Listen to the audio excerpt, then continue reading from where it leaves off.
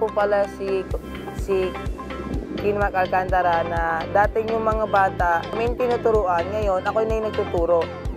Ako na yung nagiging coach Kinmac na nila every training namin. Ako nga po pala si James Raloba, 19 years old. Dito ako sa Barangay Bagong Kalsada, Calamba, Laguna.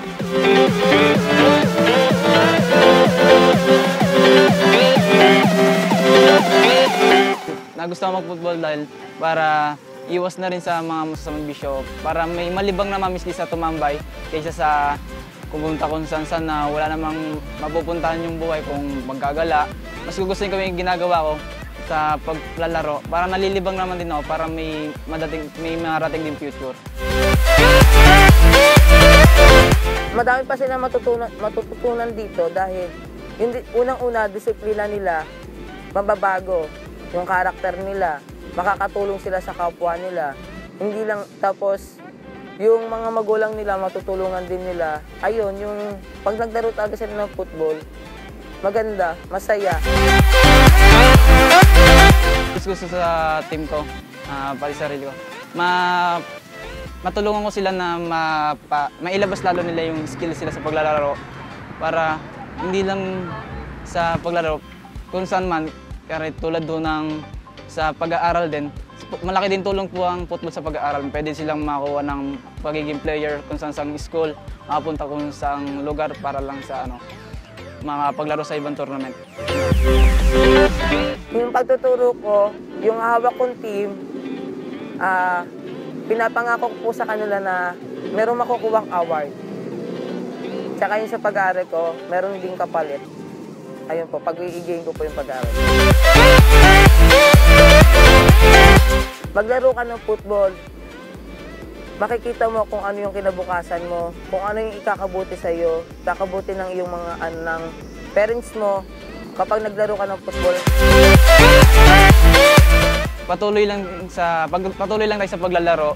Huwag tayong mapunta sa mambisyo kung saan man. Basta pag tayo nagte-training, focus lang. Tapos din, huwag tayong magpapabaya sa pag-aaral. Kasi malaking malaking tulong din sa atin. Pati huwag lang tayo mag-focus sa laro.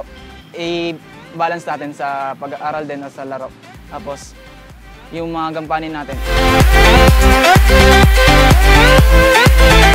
Talagang yung naglaro kami ng football, nakayapak kami. Tapos, minsan pag maglalaro kami, yung kabilang team, nakuhubad. Ayun po talaga. Etong saging pan na to, kahit magkano, sinabi ko sa mga players ko po, sa players po namin lahat, animo o pusakals, pwede sila magbulog dito kahit piso.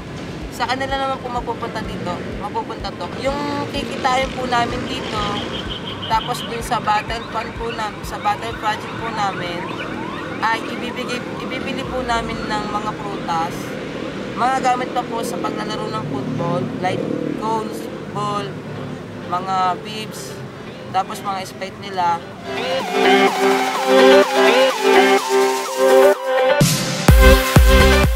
This is not about money. It's about helping the kids. It's about for me, patriotism and what did we gain? Only the future will tell.